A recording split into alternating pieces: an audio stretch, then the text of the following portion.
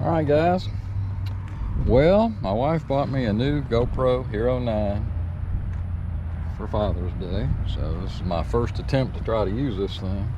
And there's a million settings, so I'm hoping I'm doing it right. At the airport today, I'll do a database update on the TTX. And, let's see the airport. Not a lot of action today, a lot of clouds and things here. It's like it rained hard, puddles everywhere. But this is at the Jack Edwards Airport in Gulf Shores, Alabama, which is where I have both my planes hangared. And today I'm going into the TTX. So I'll let you look at the airport while I open up here.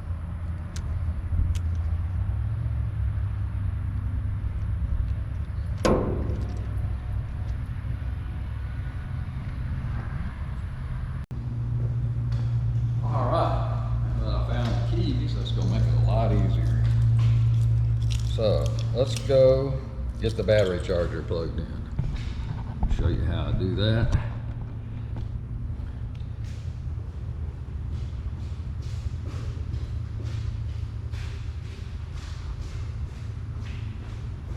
Alright, so I'll be out of town for a couple of weeks.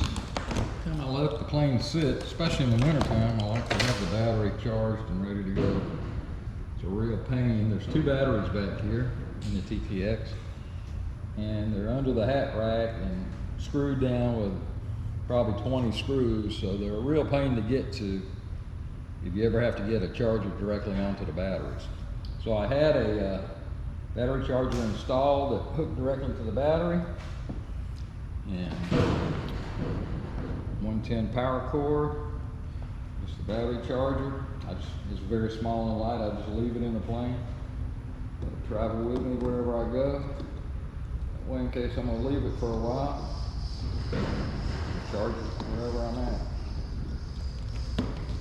That hooks that up. I've got a little safety feature here. A lot of times I'll call them to bring me the plane, and they'll come over here and pull it out. And as everybody knows, the guys that pull planes in and out are not the brightest guys on the block. They're pulling $1 million planes around, multi-million-dollar planes around, and making minimum wage. So you do the math. Anyhow, so I've got this little deal. It's worked out really good. There's a step here, and so I'll plug it into 110,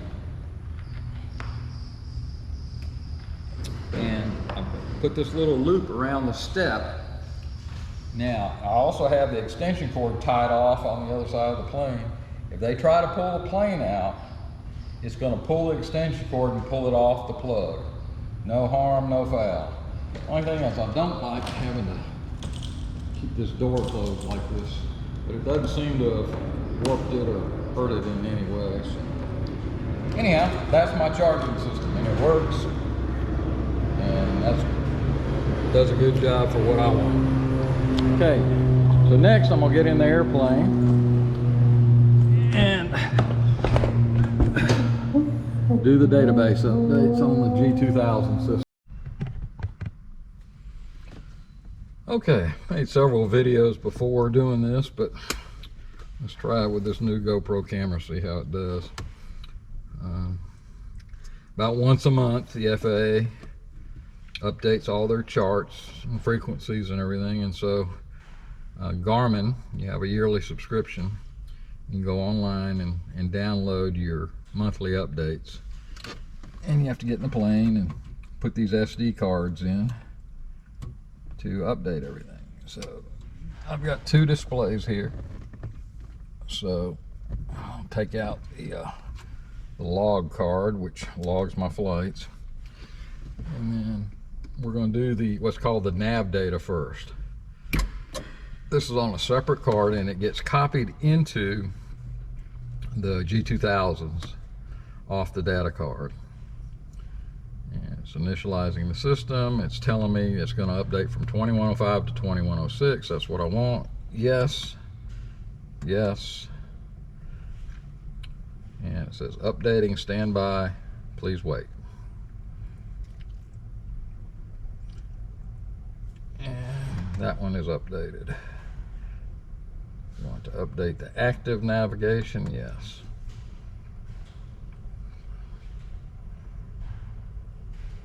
Give me 9 seconds. Yes. Okay. So that display is updated. I'll take that data card out, stick it over in the other display, and power it up. And there's a caravan doing touch and goes out there, which is really unusual. Maybe more, probably low passes. Todd, system failure. Hours in like the rest of us. Alright, so the second screen is initializing. It's the MFD. The first one we did was the PFD, primary flight display and multifunction display. So I'll say, yeah, I want to update the standby. Pretty much the same thing as the other one.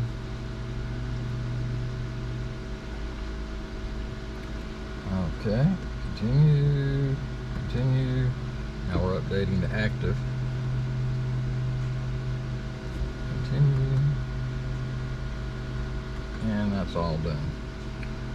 So we'll go ahead and let that thing boot up.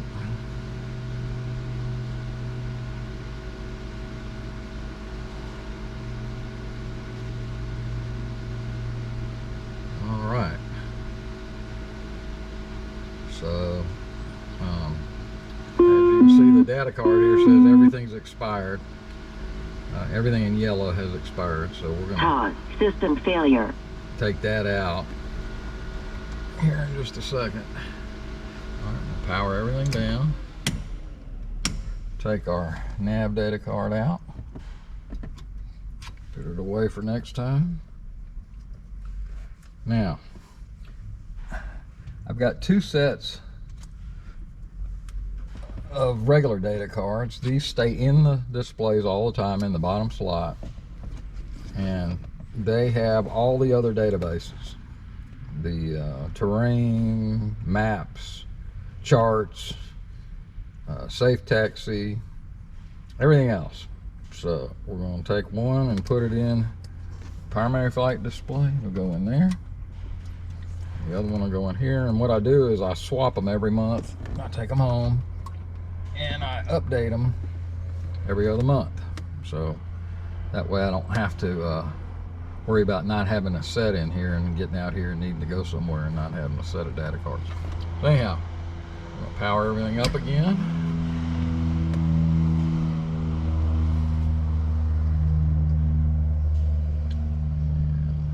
PFD's coming up.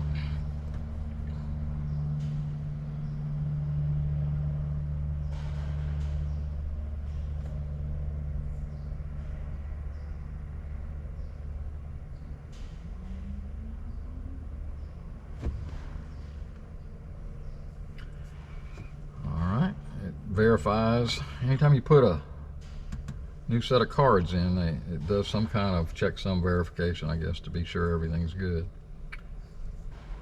So primary flight display is up and going.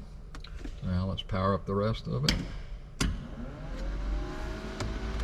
All right, next will be the secondary.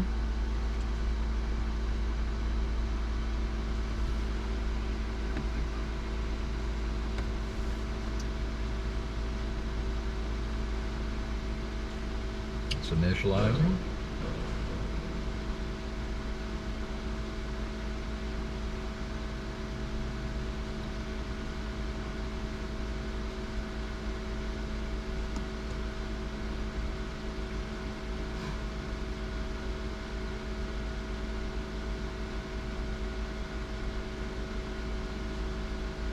All right, now it's going to verify this card, and this takes quite a bit longer than the other side.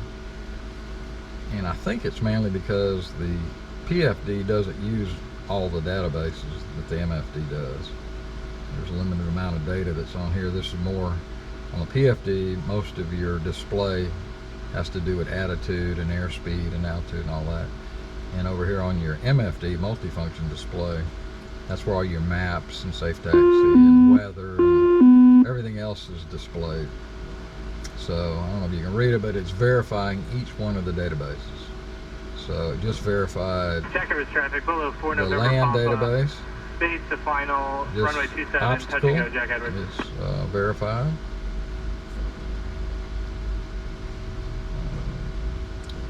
And as long as they're you want to line up, we'll let you out. as long as they're in white, then they're a current chart. Flight charts just verified. All those just expire in either July or August now. Departing runway 27 south. And today is June the 22nd, day after solstice. I miss those long days. It's all downhill from here. Navigation has verified. Still got terrain and airport directory to go.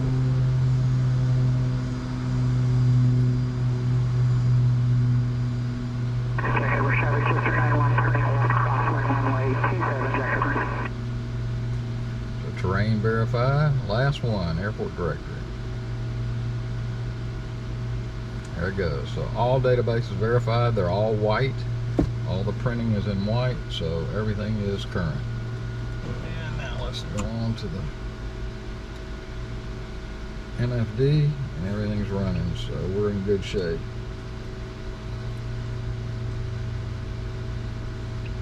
Now I'm checking for any error messages. Everything checks good. Todd, system test okay. The TTX has this little center display here, which is really nice. It's a touchpad, and it's a little bit dim because the lighting in here isn't quite right, but that is the G2000 that you're looking at is basically the same setup. It's called the G3000 or the G5000, and these displays and keypad are used in like the Malibu and the TBM and quite a few Citation jets, and it's basically the same setup, except they have usually 3 displays and 2 keypads, one for the pilot and co-pilot. But in here, this is all we need, and that's how we do a data. And a quick look here at the TTX. Beautiful design. There's that caravan that's just going around in circles, and it has started raining. It's raining pretty good out there today. I guess I'm gonna stay on the ground, and now close this hangar up and walk over to the other. All right, let's go check this other airplane down here in the rain. And a stuck door. These hangars are old and decrepit. Half of them don't work good. My plane is not in here. Great. So, guess we'll try to figure out where it is. Well, here's the FBO. So let's go try and figure out where in the heck my plane is. It's supposed to be in the hangar. See if they know where it is. The mystery of the missing plane. Well, for some reason, they put my plane in the big hangar. I don't know why. I pay for the little hangar, they put it in the big hangar. But it could be because they didn't have the right tow bar to tow it back there with. So let's go see if it's really in here like it's supposed to be. I see a jet in there. Oh, there it is. Right in front of this little jet is my little putt-putt. So, with its new paint job, and it's looking good. So everything's cool. And just gonna check on it real quick. Well, it was just like I thought. They didn't have the right tow bar and were scared to scratch the fresh paint. So I told them, what the heck, just leave it there. As long as it's in a hangar, They can just pull it in and out by hand if they need to get to another plane. So that's my day at the airport. Steve-O, SOB pilot, signing off.